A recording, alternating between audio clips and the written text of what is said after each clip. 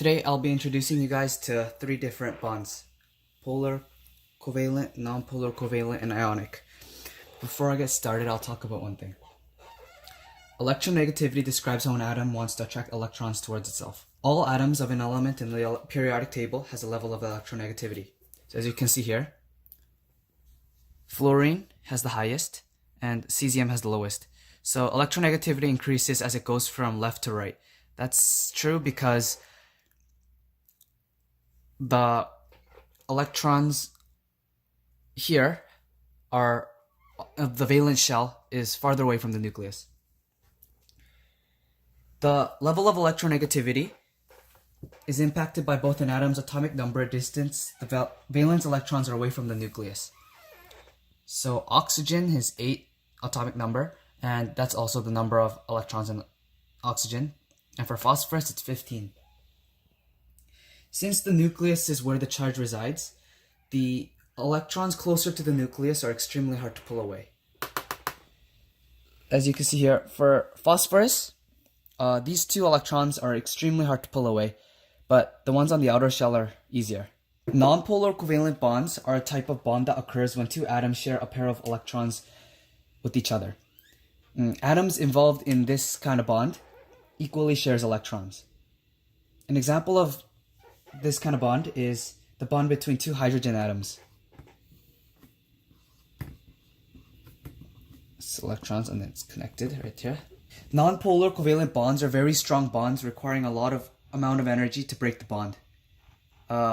This is because there's a lot of overlapping that happens in the orbitals. Polar covalent bonding is a type of chemical bond where a pair of electrons are unequally shared between two atoms. In a polar covalent bond, the electrons are not equally shared because one atom spends more time with the electrons than the other atom.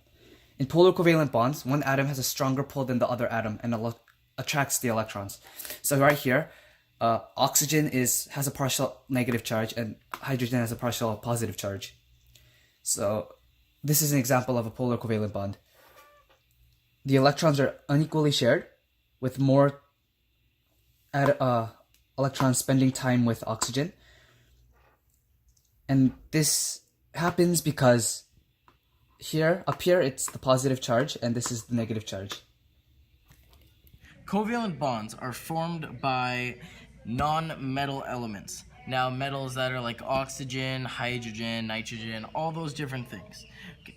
They are pretty strong, but I believe that they are not as strong as different elements like lower down. So, say it depends on what element it is and how many electrons, protons, and how strong the pull is.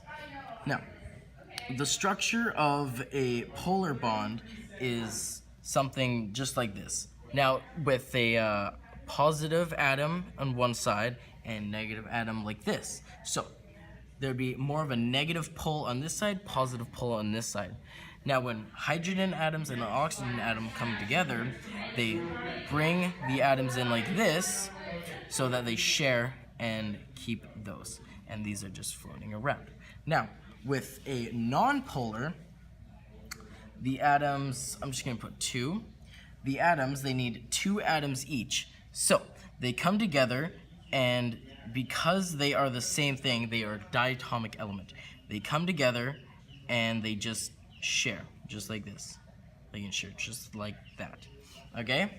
So what this does is the whole thing is negative, and it's just neutral. It just neutrals each other out. So right now, they do not need anything else. Unlike covalent bonds where electrons are shared among elements to execute a full valence shell, in ionic bonds, electrons are donated from a nonmetal to a metal or a metal to a nonmetal to perform a full valence shell. So in this situation, we have Na and we have Cl. And as you can see here, Na has an extra electron in its valence shell, while chlorine has one missing electron in its valence shell, as you can see by this very faint dot. And so what we did here is we moved this Na electron, so we canceled it out, and moved it to this chlorine in order for it to bond in order for these two to bond properly, and in order for them to be satisfied and happy with their valence shells. In ionic bonds, charge and distance are two factors that affect the strength of the bond. Also, the more electrons that are being transferred equals stronger the bond. The ions in a solid ionic compound are put into a repeating arrangement called the ionic lattice.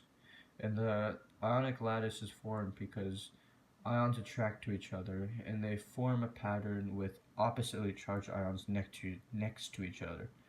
And as you can see here, we have a negative ion, then a positive ion, then a negative ion, then a positive ion, and so forth. And so this is the 2D model of an ionic lattice for NaCl. But this, of course, would continue into a 3D model.